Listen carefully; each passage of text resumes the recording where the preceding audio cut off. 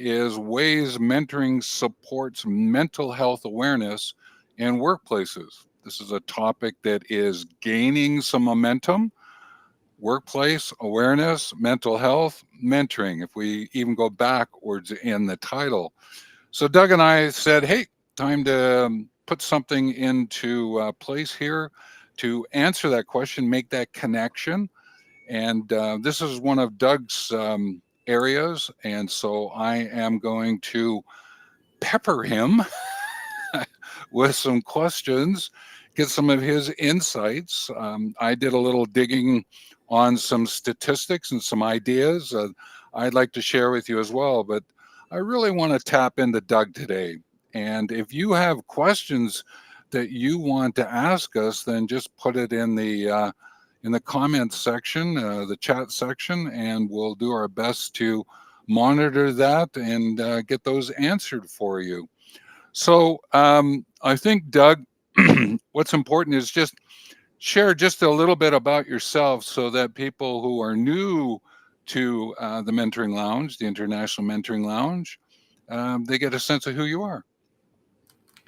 So I'm Doug Lawrence, and I'm a co-founder of the International Mentoring Community. I am the director of practice, and so I have a fairly extensive mentoring practice, which has now expanded to include mentoring and mental health. And so I'm currently engaged by an organization where I'm working with a number of different people who are dealing with mental health issues, challenges, whatever term you want. And so I guess my main goal or my main focus is to get mentoring recognized as part of the support structure for mental health. Okay.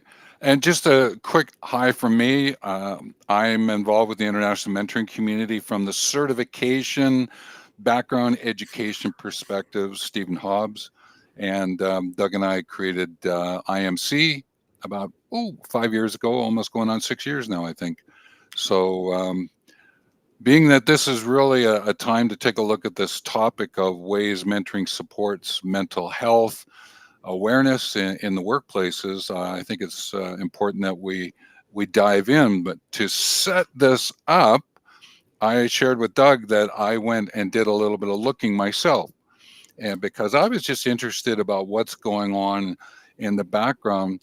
And what I wanted to do is, I'm not going to drop a whole bunch of statistics or anything like that in, but there is a base of metrics and measures that are now starting to come to the foreground that are worth exploring. So in the description below this video, we will pin some insights for you. So they will be in the comments section, but also in the description, we'll put a few more links. So you'll be able to access some metrics and measures if they're of help to you, along with some of the organizations that we're mentioning here. But I think what I would really like to do is I would like to take a look at the sense of this doodle of mine. And what's happening here is, if we take a look at this this issue of mental health, and when I think of issue, I think about questions. What questions are we asking about mental health, mental emotional health, that is connected to, in this case, Canadian workplaces? It's going to vary in the United States, Asian workplaces, African workplaces, if you're listening in. There will be some variations, but I think at the same time, there's something here in this diagram that I wanted to share, because there is some sense of standard that we're going to be working from. Now, there are different organizations providing standards, the International Standards Organization. There's a group in Canada that is now called CSA Group. They were the Canadian Standards Association, but they renamed themselves. And what they're doing is monitoring and providing the standards, the touchstones to work from. And therefore, there's been a lot of studies that have been going on that are making a whole bunch of different kind of recommendations for initiatives. And that's what this R is here. So as we're moving sort of left to right from standard studies to initiatives, then the initiatives, there's external and internal, and they are doing it from an organization management leadership point of view. But down in the bottom right hand corner here is mentoring, that there is a gaining of mentoring being a connection as an initiative in some of the studies, not whole mentions, but I think Doug and I might have something to say about that as time goes by, that are coming back against the standards that are needed to be met. And I just wanted to share this map with you so that you could appreciate there is something that is truly unfolding here around this connection between mental health, Canadian workplaces, all the way into the importance of mentoring, setting up a mentoring arrangement, mentoring standards. Is there anything to this map that I've created that you want to share before we get into the presentation, Doug? I think the only thing that I would mention is that when we talk about Canadian workplaces, let's not lose sight of the fact that inside those workplaces are people. And those people are typically the ones that end up with the challenges, mental health challenges. And on top of it all, they end up with having to deal with the stigmatism that's attached with mental illness. And so it's more than the organization. It extends its tentacles outside of that statement. Yeah. And a lot of the interesting topics that are coming up is topics like isolation, right? And feeling as though they don't have the support that's necessary even in their organizations. And there's lots and lots of, okay, there's the issue of mental health, emotional health, and then the subsets of all of those. And it's not our place to go into all those different subsets. What we wanted to do with today's presentation is keep it up more like at the strategic level conversation that you could then take down into tactical, down to operational kind of approaches and go after a subtopic and look at it. But that's not our intention with today's presentation. What we wanted to do is just really give you this sort of high level appreciation for what's taking place. So I think it would be worth us just diving into our presentation as we've created it here, Doug, and take a look at the sense of this mentoring support, mental health awareness in the workplace, and sort of see where this takes us. Now, one of the areas that you chat about a lot, and I'm not saying it's the priority. Would you say that this one's like the priority, or because we got two others, because we really wanted to create three today, but these three would be like priority aspects. Would that be fair? Yes. Yeah. And so while we deal with this one first, the other two, when you bring them all together, think of them like fibers to threads to strings to cord to ropes and weaving them together. And these are three that we thought would have great value. So from an overall perspective, before we sort of dive into some a couple of nuance aspects of this, what does building trust mean for you, Doug? As a mentor deeply involved in this area, what does this mean from a holistic perspective? It's the foundation to a deeper, richer mentoring experience. Without trust, I'm not going to be able to be of value to individuals that are struggling with their healing journey. And without that trust, it's almost an impossible task from a mentor's perspective to be able to provide the help that's needed. Yeah. Now, you often connect a phrase like with open communication. What do you mean by that in terms of building this trust when you put those extra three words with these two words? Uh,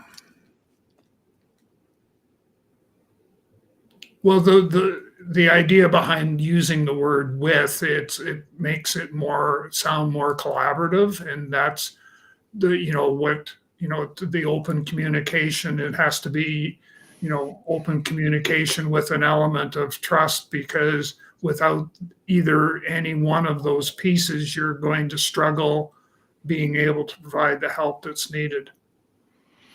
Yeah, so the root of communication is really community. So it's about bringing a conversation, building trust in community. So this isn't just about building the trust one to one between the mentor and the mentee, but there's also the ripple effect, is there not? And from Yes. the organization point of view, that's why we put in this notion of workplace, because you could just go after, okay, the person, which is important, but there's also that ripple effect of the management leadership, the organization culture, these other terms that go with that, right?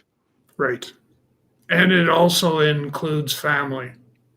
Yeah, true. They're Yeah. they're in there as well. And I would think, okay, we might as well put friends there too, Hmm. because there's some work colleagues that are friends, and so there's an Yeah. interesting ripple effect. I think is what we want to get going there, right? Yeah. So, um, do you have any sort of core points you want to make around build trust that you would like to bring to the surface here based on your experience? The only thing that I would add is that it's really important. It's this we underestimate the significance of actually building trust, because I'm working with an organization and a number of individuals, and without being if I don't take the time and the effort to build trust with each and every one of those, i'm I end what I find is I end up faltering, and I almost losing a sense of direction as to where we need to go, and why we need to go there, and how important it is to the recipients on the end of what it is you're providing them, is to be able to say, well, I like, I want Doug because I know I can trust him. Okay. So if we step back into the organization and we look at this storyline that's unfolding here, building trust, that would necessitate an open conversation that mental health is actually happening in that organization. Correct. And sometimes we find ourselves with stigma. People say, no, don't talk about it. We'll talk in small groups or something like that if we want to talk about this. Maybe when we go for lunch, we'll talk a little bit about this. Well, I'm sort of, you can see me sort of getting a little smaller here, trying to say, well, we'll put it off the side, when really the title of this presentation is Mental Health Awareness Workplaces. That means the whole. How are you finding the landing of this story of mental health and building trust in some of the organizations that you've interacted with? Is it open arms? Is it still kind of contained? What's happening from your perspective? it, we're still struggling with trying to feel comfortable enough to be able to address it. I remember I had one organization where we were having the conversation, and one of the employees said, "Well, John, there, we know he's got some mental health issues. We know he's been seeing a psychiatrist, but um, it's okay. It's all being taken care of by them." And so they've disengaged from that employee, and they've let him or her kind of flounder along their own pathway. And it's almost as though they've distanced themselves from reality, but at the same time, what they've also done is they've kind of put that employee out on a branch where they're basically, take care of yourself. Watch, that's a weak branch that's going to crack and fall, and you're going to crack and fall. You, the employee, need to figure this stuff all out on your own. So you would still say there's still a little bit of contained versus being fully open at this point in time. It's more than a little. It's quite a there's Okay. still a significant amount of people who are dealing with the stigmatism that, i- if you're diagnosed with mental health issues or you have some mental health issues, therefore you must be crazy. And the story goes from there. So then I would think of those listening in who are mentors and mentors in workplaces, this is an opportunity for you to say, not about a person, but about the issue of mental health, is that as a mentor, it's something that we need to talk about. As mentors in the organization, we need to talk about this. We need managers and leaders to be talking about this. We need the C-suite to be talking about this. We need the industry to be talking about this. There is something that has to happen. I think there is an onus on the mentors to get engaged with that. Yes. Yeah. And I think that that might be one of the places where, well, how do we help mentors have that conversation? Might be another topic for another day. But I think building trust on the one-to-one now, I think is important. It's definitely the start for sure. Yes. Yeah. So what that would then do is that would then say, okay, what would be another topic, which would be provide guidance? And that would be with resources. Right. Sometimes I've engaged as a mentor and I go, oh, dang, I forgot to get my resources in place to come to the mentoring session. But I think if you're doing anything to do with mental health, you would want to have the resources sort of use in your back pocket, up your sleeve, ready to be of assistance here. Would you agree? Yes, yes, and we need to be able to think of it from a those resources become part of the coping skills, the coping mechanism that that person needs to have, and without that, it's you you've taken another pillar out of the storyline, and you can't do that. You need to have that. So being able to provide the guidance, the resources, and that is critical, just like building trust. So would you say that the word advice or suggestions, what kind of language would you use the word advice as a mentor in this situation? I would I I may not, because advice is perhaps a bit strong from a suggestion standpoint. I would probably take a look at using some different terminology in order to be able to, let them know that there are resources that are available to them.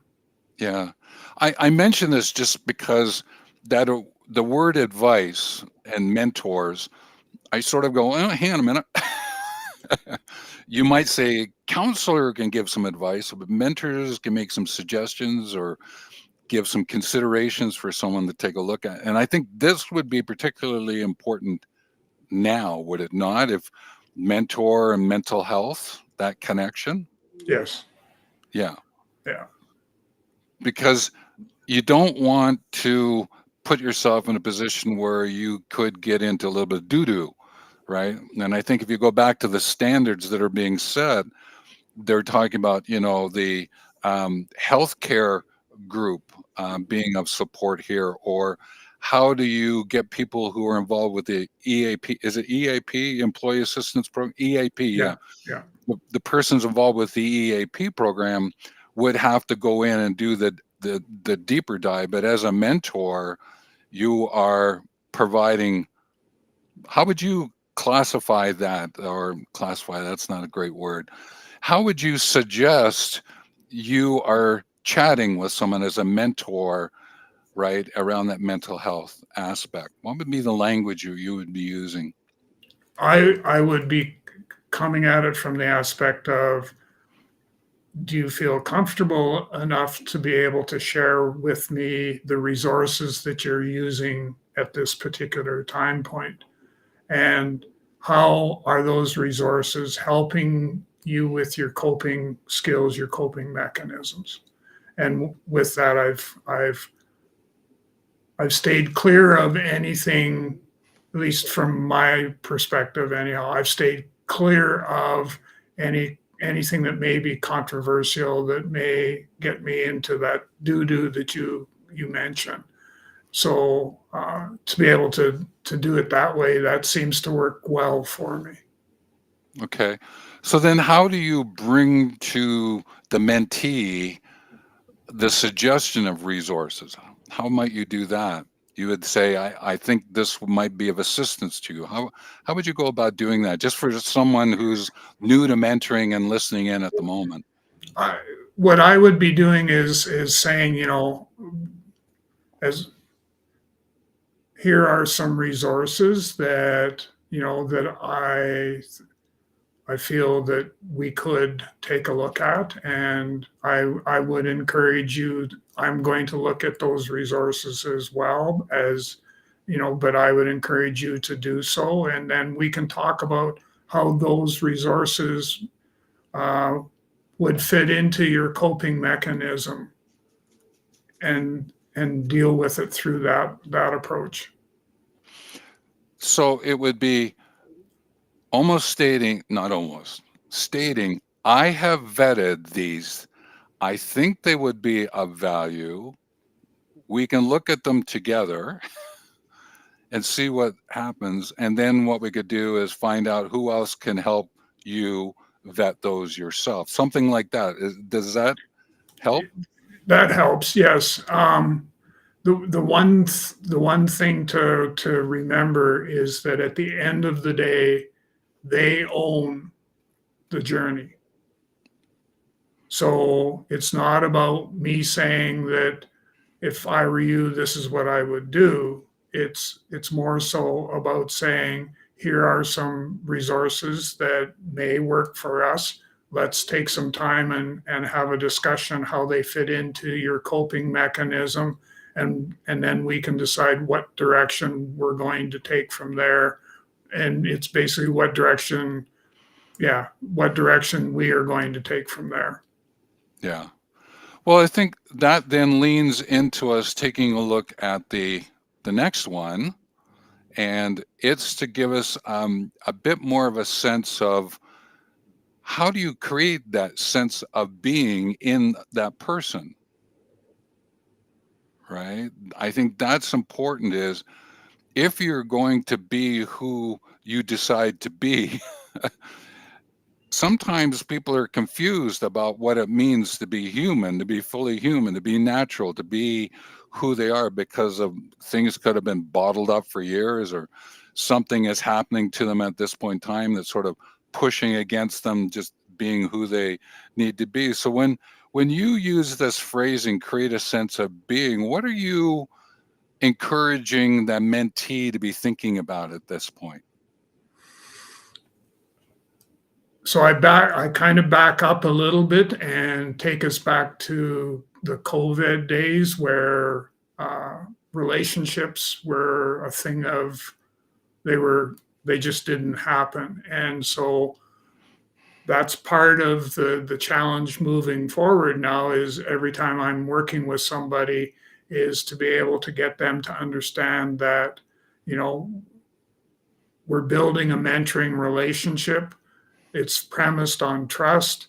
And as part of that is that there are there are resources out there that are going to help us to be able to deal with, that's going to help us with your healing journey. And so it's understanding that um, the mentoring process is going to help reduce the feelings that you may have of isolation and loneliness. And I can I'll be frank and honest, is that the loneliness is a very tough one to have to deal with, because I deal with it every weekend. I go through a period of loneliness as a result of the loss of my wife. So I'm dealing with that. And same sort of thing. I'm developing, as time goes on, I'm developing the coping mechanisms I need in order to be able to deal with that, to sort of help manage my mental health, mental well-being. Yeah. So there's this sense of, okay, if it's being, you have to get a little bit of a, well, where am I belonging? Where am I becoming? Where am I being? Where am I going to be human, fully human, being natural? There are some different lenses to look at to be able to assist you, because I know some people hear this phrase, well, you just need to get a better sense of being and you'll be fine. Well, that isn't helpful. And as a mentor, taking a look at the other words like becoming, belonging, befriending, in connection to the sense of being, they would be important words. True? True. Yeah, true. Yeah. And how would you bring some of those words into the conversation as suggestions for that mentee without them thinking that they're being fire hosed with a whole bunch of different ways in which to look at things? Have you had any experience with that, or something you would like to share with us? Um, what I try to do as best I possibly can is get a sense of where they are today. And I try to, it's basically, I customize the approach that we are going to take to deal with their healing journey, their mental health, uh, with the idea in mind of, we need to work together to be able to provide the coping mechanisms and that they're going to need to be able to move forward. And I would approach it from that perspective before anything else. Yeah. Sometimes you got to ease into it, right? Well, yeah, that's so true, because if you kind of dive in the deep end of the pool, you may not have a life jacket, and then what? Yeah. And so we're just, again, sharing, remember that strategic level. We're not going down into a Yeah. specific topic and look at it. I think if questions were asked of us and someone wanted to dive in, then we would probably do what we might call a case example and take a look at it as a way in which to unfold that story. But we wanted to keep it a little bit on the higher level. So these four ways of looking at this, okay, sorry, three ways. All right. I sometimes include the topic in my head for some reason, right? It's sort of as a sort of big oversweeping, but bringing these three to the foreground is really important. And so we certainly encourage you to continue to think about building trust and provide guidance and create a sense of being here. But I think what would be helpful as we sort of take a look at closing off this live presentation, I'd like to just go back to this diagram here. And I I just want to update you about the R of recommendations down in the bottom right there. You see an R that sort of is looking at the initiatives, because there was 5 recommendations that have been made, all right, at this point in time, and I just want to bring them forward for the mentors who are amongst us, who are looking at, okay, disengagement of this, these are some things to think about. Well, you can do that regular screenings and assessments. Not to say the mentor does that, but that would be collecting some insights that may be brought by the mentee in, or the organization engaging with mentors to support it. So there are things like screenings and assessments. Okay. There is setting up a more comprehensive support system, from connecting with like EAP is to actually formalize it inside the organization. I would encourage, and it was suggested, maybe not as widely as I might encourage, but there's some industry specific guidelines you would want to bring in, because there's certain industries where you might find yourself, certainly in positions where there's some unique stressors. I'm thinking of ambulance drivers, firefighters, right?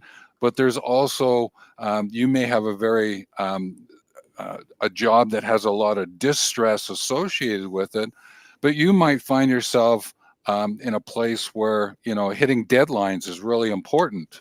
Okay, making sure something gets out of that warehouse and it's got to hit that back of that truck, be loaded and out, out the door.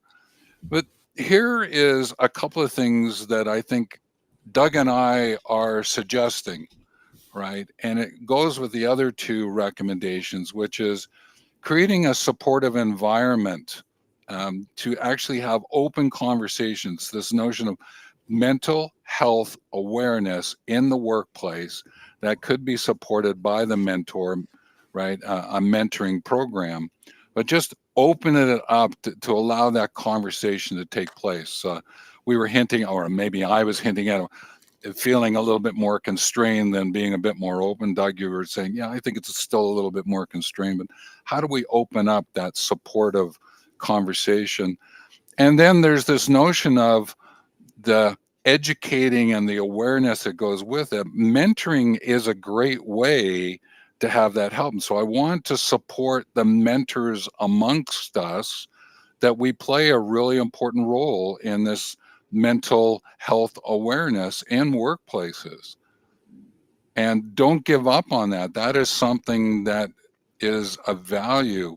You may go, I'm not sure I want to touch it completely, but don't rule it out, because some of the conversations you're going to be having with your mentees may have a mental health component to it. So don't shy away from it. You may say, well, let's tap into that supportive environment. Let's tap into that support system. I may not deal with it directly, but I need to know that the rest of it is there in support of me mentoring. I'm sharing those 5 recommendations sort of layered out. But Doug, any thoughts about those recommendations connected to the initiative, sort of external, internal, internal, external, and linking it to mentoring at this point in time before we head to close off? Any thoughts? Yeah, the one thing, and you touched on it briefly, is the aspect of, and this is kind of the position I've taken, is that if I'm going to go into an organization and set up a mentoring program, that program is going to have the structure to support the mental health side of things as well. So it's basically, you know, I'm coming into your organization, I'm going to ask some questions around, today, do you have a mental health process or program, whatever you want to call it, that's part of your mentoring program? And because if you don't, we're going to implement that. Yeah. So there are the ideas of what we chatted about today. There are 3 strategic level kind of ways of helping you to move forward. But I think there's a quote. It's basically a quick statement that someone made, okay, and they said conversations need to be normalized around mental health. Just, it needs to be just part of the conversations. We don't put it up in some corner or stick it underneath behind some curtain, right? And I kind of found it interesting is that, and this is just something I'm suggesting that Doug and I explore a little bit more, but this actually that statement comes from the senior psychologist in a document called Colleagues in Crisis Report by WYSA, WYSA. And I make mention of this one because WYSA is a text-based AI mental health application. And that means it's kind of an interesting, you would be typing in text-based and having an interaction with AI around mental health. I bring it up at this point in time. I'm not saying go do it. I'm just saying we're in that time. Is this a support structure that we would get involved with? These are things to be thinking about as a mentor, because you could bring that into the mentoring conversation and actually, together with the mentee, sit at the computer and engage with this text-based AI application. I'm not saying do it. I'm just offering opportunities to say, okay, hang on a minute. Things are evolving. All right. What can we do here? How can we bring this out into the foreground so it's of benefit for everyone, right? So I guess, Doug, I think we're at that point where we will look to close this live down and say, thanks to everyone. I bring everyone in to the Mentoring Lounge. And thank you on behalf of the international mentoring community for joining us. So I'm going to have Doug is the tradition of taking us out. And when I know he shared his final thought with us, I will just close off by saying, take care. And we will then say, take care. So, Doug, what would you like to share with us today? And we talked about this right at the beginning, and I just wanted to just validate or verify that this is actually really significant, really important. And that's that as a mentor, building trust with the open communication as part of that element of trust is really important when you're dealing with somebody who is trying to start a healing journey or is already on a healing journey. So building trust is really an important element that you have to consider.